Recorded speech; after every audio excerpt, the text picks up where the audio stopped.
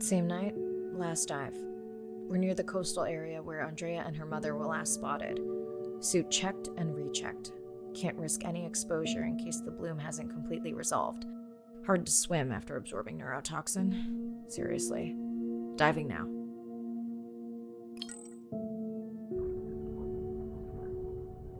I'm in. Mirai, are you sure you want to do this dive? I'm okay. And you're sure you want to record in our streaming format? Yes. Ready? Recording now. Tonight we're recording from the open ocean in the Western Pacific. For those of you who are returning, we're trying to get an updated status on the mother and baby sperm whale that we've been following on our stream. We're recording tonight's stream because we have reports that the mother whale is distressed, and we don't want to surprise viewers if these reports are true. After discovering a whale fall in our research zone, we suspected that the whales may have been exposed to a toxin or pathogen, and are currently investigating. Samples from several females in the pod tested positive for a toxin that we believe resulted from exposure to a harmful algal bloom near the coastal area just outside our research zone.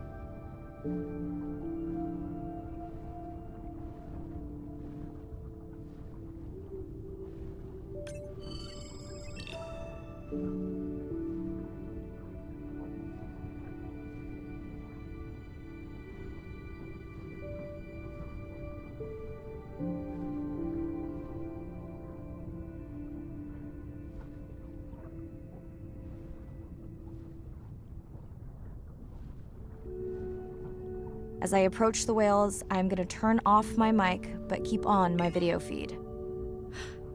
No.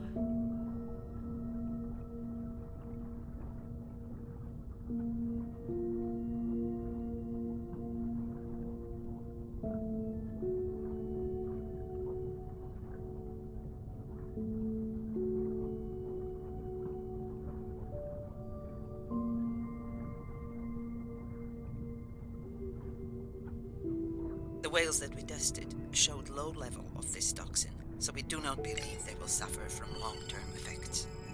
However, we expect that the mother whale was exposed to a higher level and was also more vulnerable because of her pregnancy.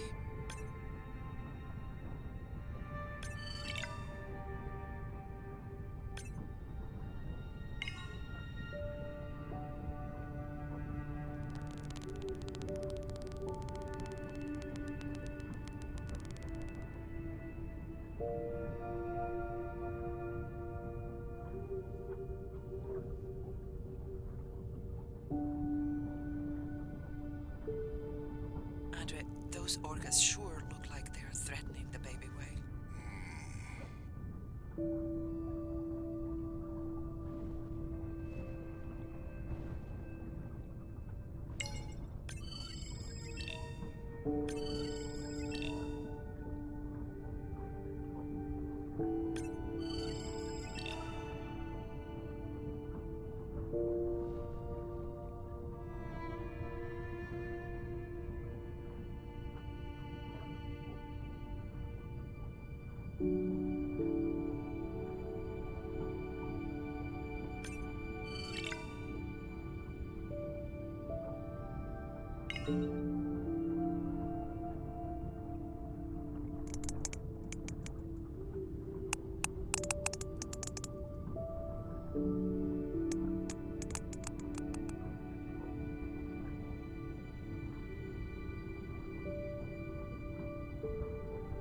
Stay close to your aunties.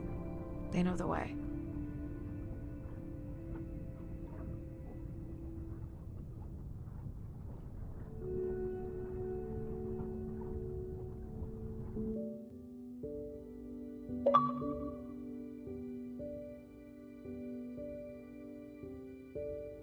As far as we know, those were the only 2 whales affected by the bloom. With all of Andre's technology genius, he still hasn't invented a way to be in 2 places at the same time. Before my flight home landed, Irina and Andre had already confirmed the location of the harmful bloom. I stayed close to home with Nana until she passed the next year. Ren moved in with me to save money while she finished school, which was great. Mostly. It was Ren's idea to keep the live stream going remotely using one of Andre's drones. But it was my fabulous idea to have Ren join the stream to choose the questions from the audience. She is definitely a hit. I can't lie. It's great to be diving again. While I was away, the baby became an auntie.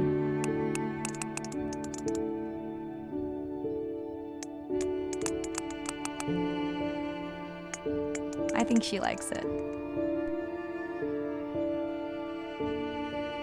She still buzzes me when I play my coda sounds, so that is still a mystery.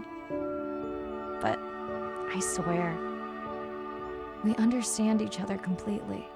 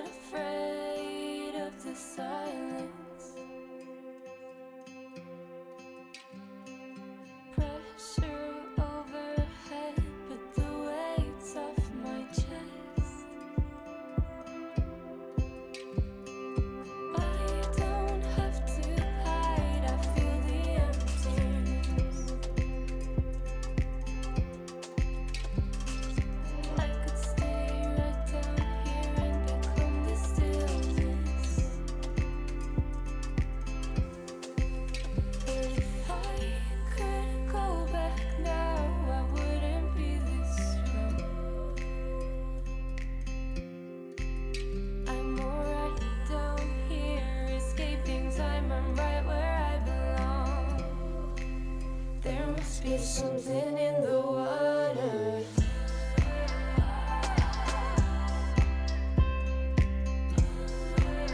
There must be something in the water. I disappear further and further and further down. There must be something in the water.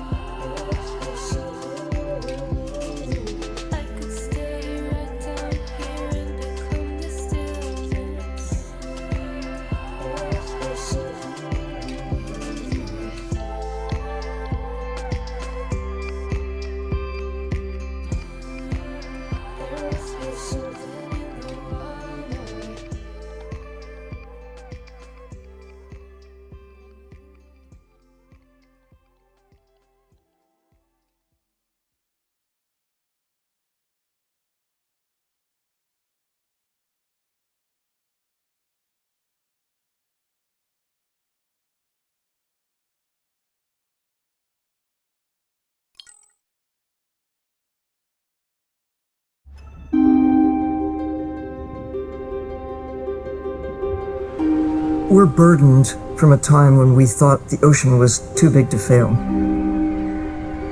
You can't take anything for granted. Even though the ocean is so big, it is sensitive. The oceans are the kidneys of the earth. They recycle material and filter it out. Most people don't know that. They're not aware. They see the ocean as a sewer that they can dump anything into, and it's out of sight, out of mind. Nothing is out of sight, out of mind on this planet. Everything is connected. We are absolutely in this mix of biogeochemistry, and our role so far has been consumptive and destructive. If we are to continue to have a planet that works, we have to heal the harm we've caused. What's the worst case scenario if we deny that the climate is changing, but actually it is, and we do nothing? Then billions of people's lives will be directly affected just by sea level rise alone, let alone the other effects of climate change. So it's not about who's right, it's about the consequences of being wrong in the decision that we make right now. Educating everybody, from school children, fishermen, tourists, if we can manage to do that, we have a very good future and we can gain a lot from the ocean. If we could establish the foundation for interspecies communication, we can make first contact. And that's where I hope the future goes. Because what we really want is curious, conscientious, and a self-correcting population. You changing can affect all the people around you. To walk instead of drive, to buy a hybrid, to ride a bicycle, to not use single-use plastic. Imagine if everybody did that. The effect would be tremendous. We do have the power of choice about what we eat, what we wear, how we travel. All the things that we do in an everyday way, times 7 billion, will make all the difference in the world. We must protect the ocean as if our lives depend on it, because they do.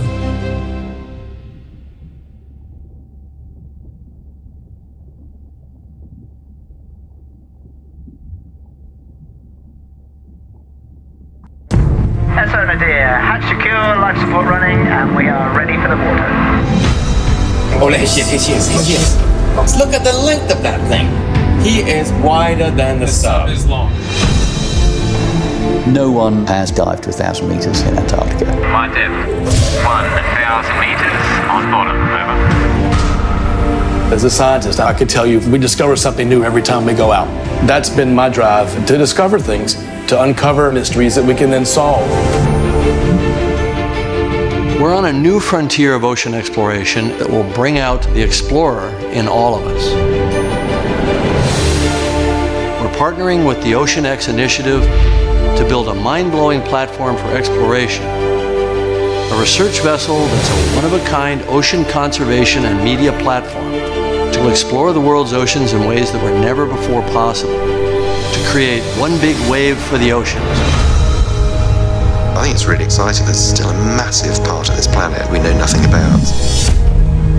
We need to make people understand what we do in the next 10 years is going to determine what the ocean looks like in 200 years' time.